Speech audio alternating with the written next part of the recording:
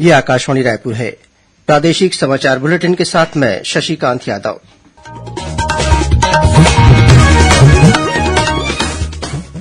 और अब पेश है आज के मुख्य समाचार। न्यायमूर्ति प्रशांत कुमार मिश्रा और केवी विश्वनाथन को आज उच्चतम न्यायालय के न्यायाधीश की शपथ दिलाई गई। कथित शराब घोटाले के मामले में गिरफ्तार कारोबारी अनवर ढेबर और नितेश पुरोहित 14 दिन की न्यायिक रिमांड पर भेजे गए। वहीं आबकारी अधिकारी अरुणपति त्रिपाठी और त्रिलोक सिंह ढिल्लन को ईडी रिमांड 4 दिन बढ़ाई गई। राज्य के शासकीय औद्योगिक प्रशिक्षण संस्थाओं में प्रशिक्षण अधिकारियों के 920 पदों पर सीधी भर्ती के लिए परीक्षा 7 से 22 जून तक आयोजित की जाएगी। और सुकमा जिले में सुरक्षा बलों ने एक माओवादी को किया गिरफ्तार।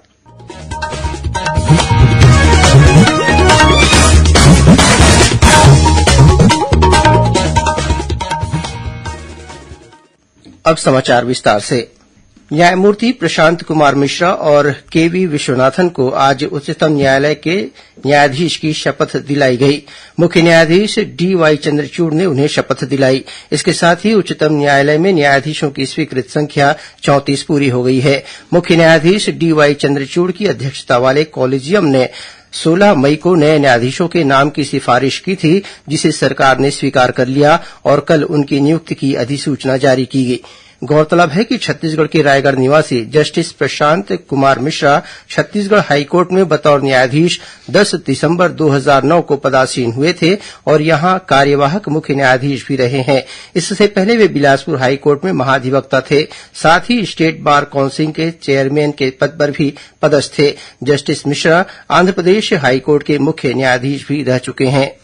प्रदेश में करीब 2000 करोड़ रुपए के कथित शराब घोटाले के मामले में गिरफ्तार कारोबारी अनवर ढेबर और नितेश पुरोहित को विशेष अदालत ने 14 दिन की न्यायिक रिमांड पर जेल भेज दिया है। वहीं आबकारी विभाग के विशेष सचिव अरुणपति त्रिपाठी और त्रिलोक सिंह ढिल्लन को 4 दिन की और ईडी की रिमांड पर देने के आदेश दिए हैं। ईडी ने आज 4 अभियुक्तों को विशेष न्यायाधीश अजय सिंह राजपूत की अदालत में पेश किया था।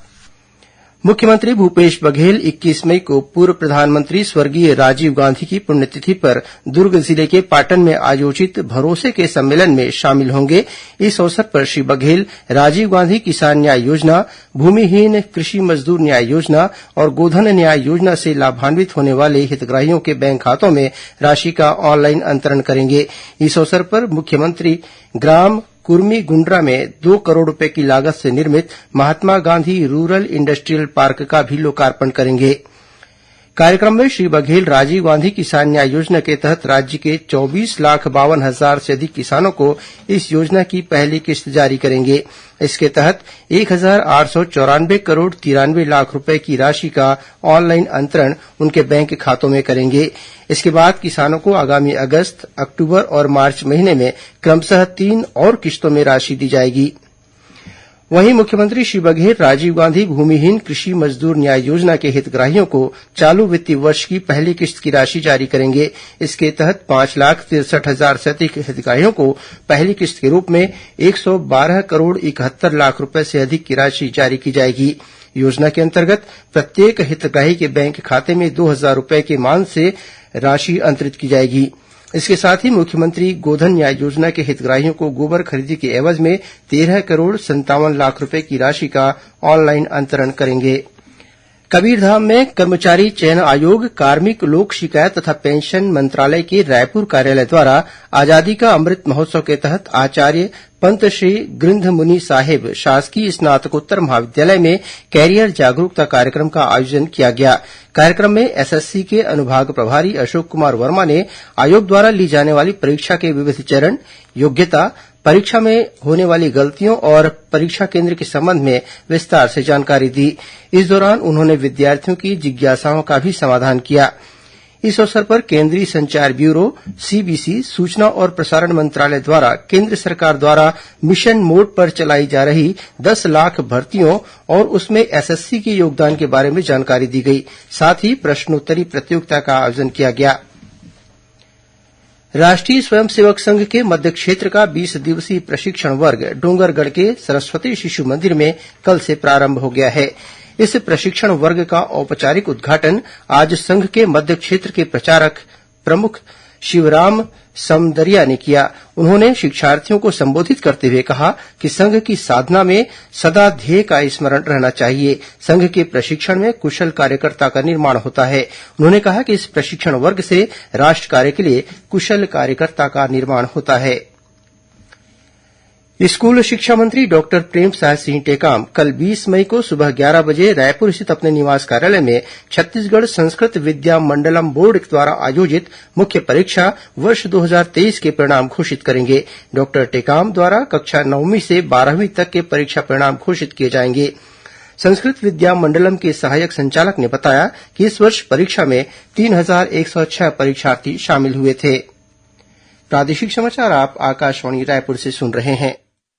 छत्तीसगढ़ की खबरों से है आपका वास्ता और खबरों की विश्वसनीयता से है हमारा वास्ता। आकाशवाणी समाचार रायपुर के प्रादेशिक समाचार बुलेटिन के साथ ही हमारे समसामयिक कार्यक्रम आप रेडियो के अलावा अपने मोबाइल पर भी सुन सकते हैं। आकाशवाणी समाचार फेसबुक, ट्विटर और यूट्यूब पर भी उपलब्ध है। हमारा Facebook page Chhattisgarh news on AIR, Twitter handle CGAIR news और हमारा यूट्यूब चैनल है छत्तीसगढ़ AIR न्यूज। तो अब रेडियो के साथ ही आपके मोबाइल के जरिए भी हम पहुंच रहे हैं आप तक। छत्तीसगढ़ की हर खबर के लिए सुनते रहिए आकाशवाणी समाचार। और अब आगे बढ़ते हैं बाकी के समाचारों की ओर। श्रोताओं, प्रादेशिक समाचार एकांश के समसामयिक विषयों पर आधारित कार्यक्रम बातों बातों में इस बार साइबर ठगी और अपराध से बचाव के उपायों पर केंद्रित रहेगा। इस संबंध में अतिरिक्त पुलिस अधीक्षक और छत्तीसगढ़ पुलिस साइबर सेल के प्रभारी कवि गुप्ता से ली गई भेंटवार्ता की दूसरी कड़ी प्रसारित की जाएगी। इसका प्रसारण आकाशवाणी केंद्र रायपुर से कल 20 मई को सुबह 10:30 बजे से किया जाएगा। इसे छत्तीसगढ़ स्थित आकाशवाणी के सभी केंद्र रिले करेंगे। राज्य के शासकीय औद्योगिक प्रशिक्षण संस्थाओं में प्रशिक्षण अधिकारियों के 920 पदों पर सीधी भर्ती के लिए परीक्षा तिथि निर्धारित कर दी गई है। प्रशिक्षण अधिकारियों की भर्ती परीक्षा प्रदेश के 5 संभागीय मुख्यालयों में 7 से 22 जून तक आयोजित की जाएगी। छत्तीसगढ़ व्यावसायिक परीक्षा मंडल से प्राप्त जानकारी के अनुसार प्रशिक्षण अधिकारी information and communication technology system maintenance और computer operator and programming assistant के प्रशिक्षण अधिकारी की परीक्षा 7 जून को आयोजित की जाएगी। वहीं प्रशिक्षण अधिकारी इलेक्ट्रीशियन और वायरमैन की परीक्षा 8 जून को ली जाएगी। इसी तरह प्रशिक्षण अधिकारी कारपेंटर और टर्नर की परीक्षा 9 जून को ली जाएगी। इसके अलावा अन्य ट्रेडों के प्रशिक्षण अधिकारियों के लिए भी परीक्षा की तिथि निर्धारित कर दी गई है। सुकमा जिले में सुरक्षा बलों ने एक माओवादी को गिरफ्तार किया है। पुलिस अधीक्षक सुनील शर्मा ने बताया कि जिला पुलिस बल और डिस्ट्रिक्ट रिजर्व गार्ड DRG की संयुक्त टीम सर्चिंग पर निकली थी। इस दौरान फूलबगड़ी इलाके से इस माओवादी को गिरफ्तार किया गया। इधर राजनांदगांव जिले के मानपुर एरिया में माओवादियों ने 6 समितियों में 13 फड़ में आग लगा दी। घटनास्थल पर माओवादियों ने बैनर लगाए जाने के साथ ही पर्चे भी फेंके हैं, जिनमें तेंदूपत्ता की कीमत बढ़ाकर 600 रूपये प्रति मानक बोरा किए जाने की मांग की गई है। झीरम श्रद्धांजलि दिवस के अवसर पर 25 मई को प्रदेश के सभी शासकीय व अर्द्वशासकीय कार्यालयों में झीरम घाटी में शहीद हुए जनप्रतिनिधियों, सुरक्षा बलों के जवानों के साथ ही नक्सली हिंसा में वर्तमान तथा विगत वर्षों में शहीद हुए सभी लोगों को श्रद्धांजलि अर्पित की जाएगी। इस दौरान 2 मिनट का मौन रखा जाएगा। राज्य शासन द्वारा हर वर्ष 25 मई को झीरम श्रद्धांजलि दिवस के रूप में मनाने का निर्णय लिया गया है। धमतरी विधायक रंजना साहू का वाहन आज दुर्घटनाग्रस्त हो गया। इस हादसे में विधायक श्रीमती साहू को मामूली चोटें आई हैं। मिली जानकारी के अनुसार विधायक श्रीमती साहू आज एक पारिवारिक कार्यक्रम में शामिल होने के लिए बिंद्रा नवागढ़ विधायक डमरूधर पुजारी के घर जा रही थी। इसी दौरान झरिया बाहरा से मैनपुर मार्ग पर कोदोमाली के पास उनकी कार अनियंत्रित होकर पलट गई। इस दुर्घटना में विधायक श्रीमती साहू को मामूली चोटें आई हैं। घटना के बाद उन्हें मैनपुर अस्पताल ले जाया गया और उपचार किया गया। रायगढ़ के रामलीला मैदान में आगामी 1 से 3 जून तक राष्ट्रीय रामायण महोत्सव का आयोजन किया जाएगा। संस्कृति विभाग द्वारा इसकी तैयारी की जा रही है। राष्ट्रीय रामायण महोत्सव में छत्तीसगढ़ के लोगों को 3D एनीमेशन सहित हाईटेक तकनीक के माध्यम से देश विदेश में प्रचलित रामायण के विविध रूपों और भगवान श्री राम के आदर्श की झलक देखने को मिलेगी।